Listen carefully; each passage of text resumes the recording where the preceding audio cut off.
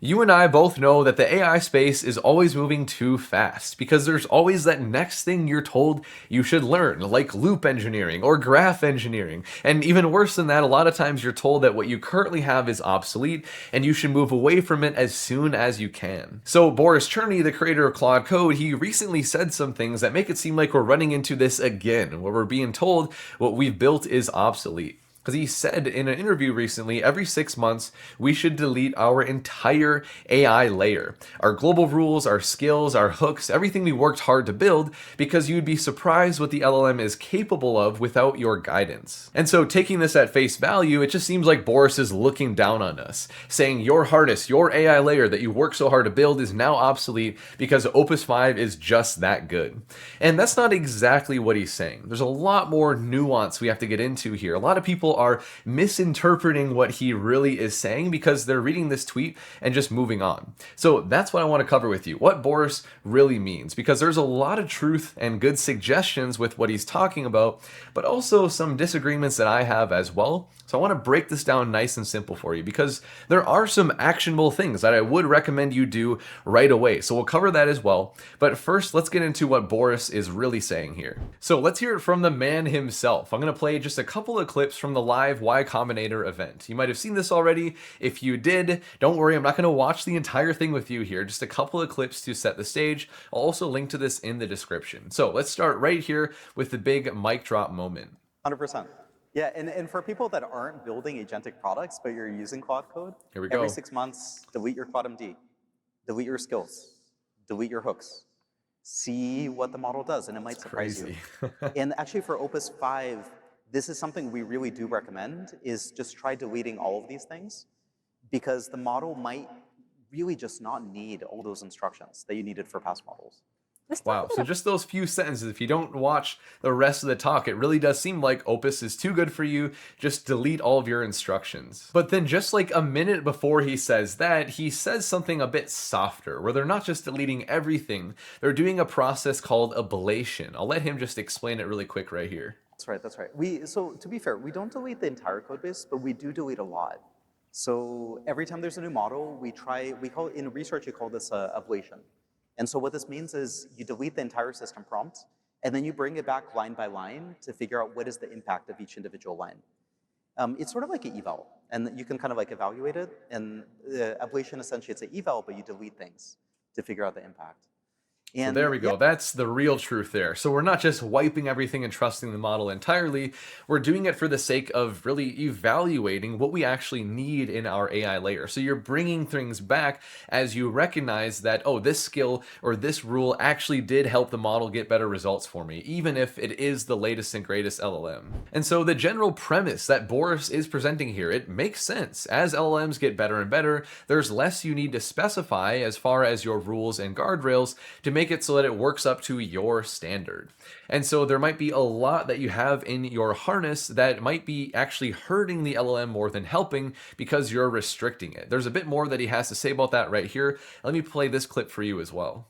A really common mistake that I see is people are using Claude Code, they're using Claude, and they just give it like way overly specific instructions. They're like, I want you to do this, but I want you to do it in this way, this way, this way. You must do like 1, then 2, then 3, then 4.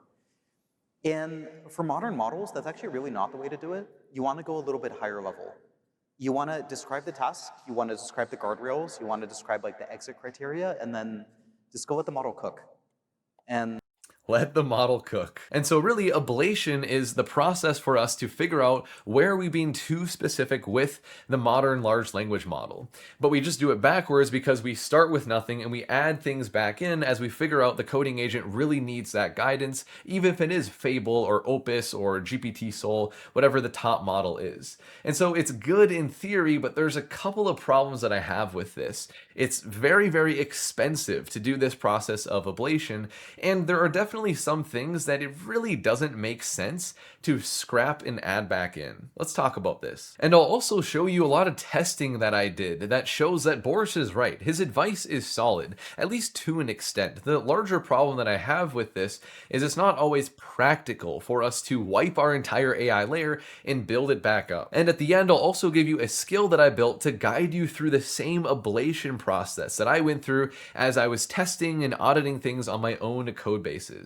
But anyway, the main problem that I have with ablation, as Boris presents it, is it's extremely token heavy. It is so expensive to go through that process of wiping everything and then adding things back in one piece at a time as you are testing and working with your agent. In fact, a lot of the things that Boris talks about throughout that live event, it just makes it really obvious that he's blind to the fact that tokens are actually pretty expensive. I mean, he just makes it so obvious that he works for Anthropic where they give him an unlimited token budget, because so many of the strategies that he talks about is just letting the agent run for a very, very long time. And let me tell you, that's just not always practical, because you're at an enterprise setting where you're paying per token, or you just have subscriptions where you're already hitting rate limits all the time with Fable and Opus. And so when he talks about running these sessions for 2 weeks to do these really incredible things, sometimes it just seems like he's in his own little bubble of having unlimited tokens, just him and Peter Steinberger. And I know I'm probably beating a dead horse here, showing you a clip from the talk where he talks about how long his agents run for, but it's kind of funny just to hear him talk about this. So he just finished sharing how he migrated an entire code base from Electron to Swift. And then she asks him, well, how long did it take? Take a look at this. And how long did this take to run? It's still running. When did you start it? It's been a little over 2 weeks. A little over 2 weeks. Yeah. It's gotta be millions of tokens. I don't know if anyone in the audience Okay, I'm gonna pause it there. Yeah, it's crazy. Like, we can't do that even with a max Claude subscription, unless maybe you're using like a mixture of Sonnet and Haiku, but he's talking about using Opus 5. Let's take a quick break for today's sponsor, and this one fits really well with this video, because when you're coding with agents, the bottleneck stops being writing code and it becomes reviewing it, and CodeRabbit is incredibly helpful for removing that bottleneck. I use them personally all the time across all my open source projects, including my big one, Archon, and today I want to show you their new review surface called ChangeStack. A pull request is the most classic way to make any changes to a code base. The problem is every PR is just a flat list of alphabetically organized files. There is no organization here, so you have to go through the entire Git diff to review everything, and this works fine when you have a few small scope changes, but when you're scaling the amount of work you're doing with a coding agent, pretty much no matter what, you're going to have massive pull requests, dozens of files that are changed. You need a way to organize things better to be able to scale your review. So what ChangeStack does is it reorganizes the same PR into cohorts. So we have the individual pieces of work in the change, and it even orders them into layers. So the data models and contracts come before the code that depends on them. It's exactly how an engineer would go through a PR, and it builds that organization for us. And there are a lot of great features in here. For example, the semantic diff shows me moved code as moved, not just an addition and a removal, so I don't have to reconcile that in my head. And I can click on any one of the functions here to also see the definition and then where it is referenced in my code base. And going to my actual Archon PR, we can see CodeRabbit running in the wild, giving the full walkthrough as it's reviewing the changes. And sure enough, it found real issues with this PR and also giving suggestions for each of these things, and I can also reply to CodeRabbit to have a conversation to clarify anything I need. CodeRabbit is free for open source, which is how I've been using it, and ChangeStack is free during launch. I'll have a link to them in the description. And so the point is, yes, your AI layer is probably too bloated. You're probably being too specific on certain things for LLMs these days. But it's not realistic to just prune everything. I don't think you should. It's going to take you so much time. It's going to be so expensive. And there's so many things in our AI layer where even if it is a little too bloated, it really doesn't hurt the performance of your coding agents. Let's talk about the spectrum now. And this is really the core of where I disagree with Boris. So when we think about our AI layer, there are really three components of it that contribute to the context for our agent. We have our rules, like our global rules and other context that we have the agent read or that we inject. We have our skills, our workflows, and then we have our sub-agents, the workers that we delegate to. And out of everything that we have here, it's really only the rules that we should be cutting hard, because this is the context, especially your global rules. It's the context that's loaded in at the start of every single conversation. And so we have the largest risk there of over specifying things and restricting the LLM because it always has to follow those guidelines. And Anthropic talks about this a lot in the Claude Code documentation. And this is good advice no matter the coding agent you're using. So they have this section talking about the common failure patterns to avoid for your rules. And one of the big ones right here, the over-specified Claude.md. If your global rules are too long, Claude ignores half of it because important rules get lost in the noise. It can actually hurt performance. And then when they're covering memory, writing effective instructions, they say to actually target under 200 lines per Claude.md file. Your global rules need to be concise because the spectrum that we have here goes from what is dumped into the agent every single time versus what are the things that are more context efficient, not always taking up that mental bandwidth of your agent. And so this spectrum actually kind of also speaks to how much I agree with Boris on certain things, right? Like with the rules here, there is a lot of pruning pressure. It's important to keep this lean. I agree with Boris that you do pretty frequently want to test out a very shrunken version of your rules. But then as you go up the spectrum here into skills and other kinds of on-demand contexts your agent is only sometimes reading, it gets a lot less important for you to go through the process of trying to make things more concise. And if you're focusing primarily on just your global rules, that also makes things a lot less of a pain for you and a lot less expensive to go through this ablation process. And so, like I said, Boris's ideas here are sound. I just don't think they apply to as much as he's really saying. Like subagents, skills, other kinds of on-demand context you might have as Markdown or Confluence pages. Like these are the things that I don't touch very often. I make it work initially, and then I'm sticking with that through all the new model releases. But then yes, I'll concede to him that for the global rules, like definitely you want to be picky here. And yes, in a perfect world where you have unlimited time and budget, like it seems Boris has, of course it makes sense to go through the ablation process for everything in your AI layer, because each large language model interprets your instructions even just a little bit differently. So there's always going to be room to optimize and even build things from the ground up if you really want to. It's just in the real world, there has to be a line that we draw for where does it make sense for our time and tokens, what should we ablate? And so that's my argument that we want to stick more to this side of things. And if you really want to push it to skills or subagents, maybe do that once in a while, like, every year, for example. I just wouldn't recommend doing it every single time an LLM releases, and doing it every 6 months, like Boris said, just seems a little aggressive to me. And maybe you actually like that idea quite a bit. I'd be curious, let me know in the comments if you think like, okay, I actually do want to go through and wipe everything every half year. If you want to spend the time to do that, let me know. I'd be curious as to your reasoning why. And then as promised, of course, I also want to show you my own testing that I did on one of my code bases. And this is important because it shows us the kinds of rules we really need no matter what versus other rules we really can get rid of as LLMs get more capable. And so the stripped bare, the ablated AI layer, it did hold up for some things. Boris is right to some extent, but then there are some kinds of rules where when I took them away, my performance degraded quickly. So if you've seen my content before, then it probably comes as no surprise that I wanted to test out on Archon, my open source harness builder. I'll link to a video right here where I cover it. Not really the point of this video. I just wanted to pick a pretty complicated code base. Archon at this point is a very evolved and mature application. And so I kind of hate to admit this on camera, but the global rule file that we have right now, our Claude.md to work on Archon, is 1,000 lines long. And yeah, like Anthropic said in their docs, you should generally keep it to around 200 lines or less. Like this is definitely too long.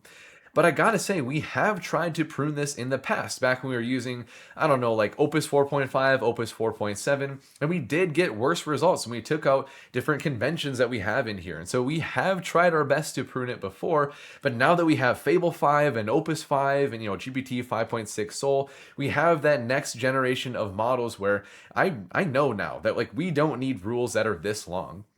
And so I did a test where I took the Claude.md file and I actually turned it into this. Like this is full ablation here, just giving it a couple of commands, a little bit of a context on what Archon is, and that is it.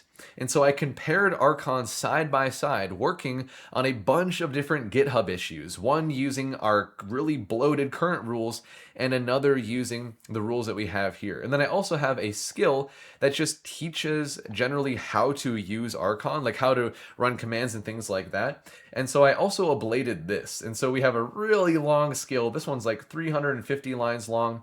And I actually tried removing it entirely. So now the model, to understand how to use Archon, has to base it on just understanding the code base itself.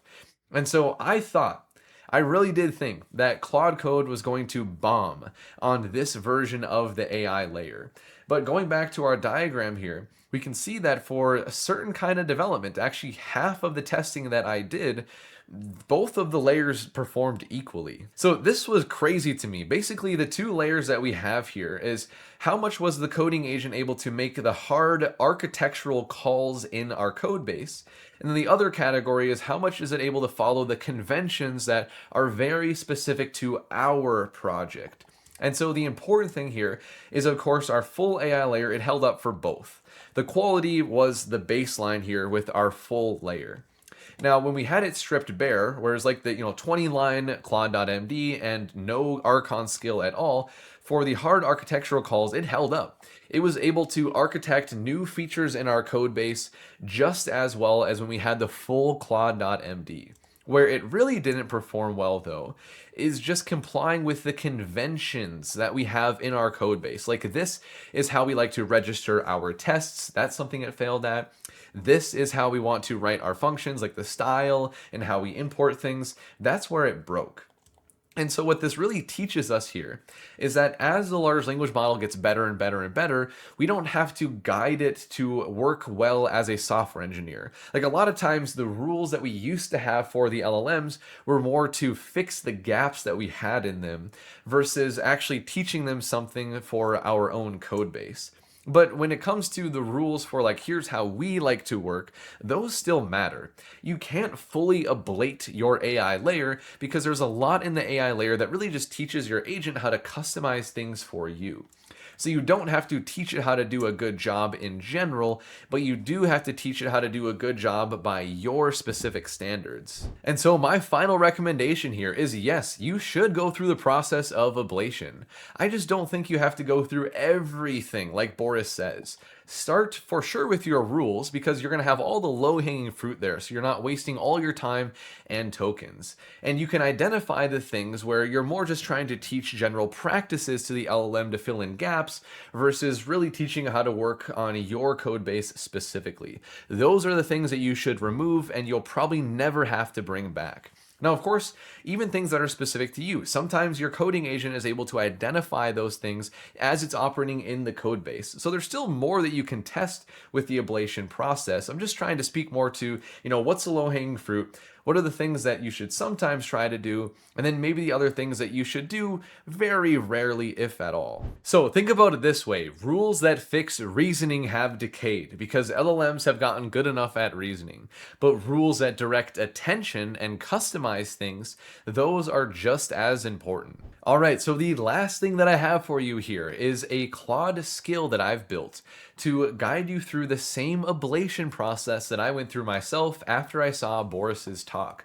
Now, I could dedicate an entire video to covering this skill, and maybe I will in the near future. And so I'm not going to go through everything here because it would take a while. But basically, when you invoke this skill, and you can do it for really any coding agent, it's going to first identify your AI layer. So figure out, like, here are your skills and hooks and rules and subagents.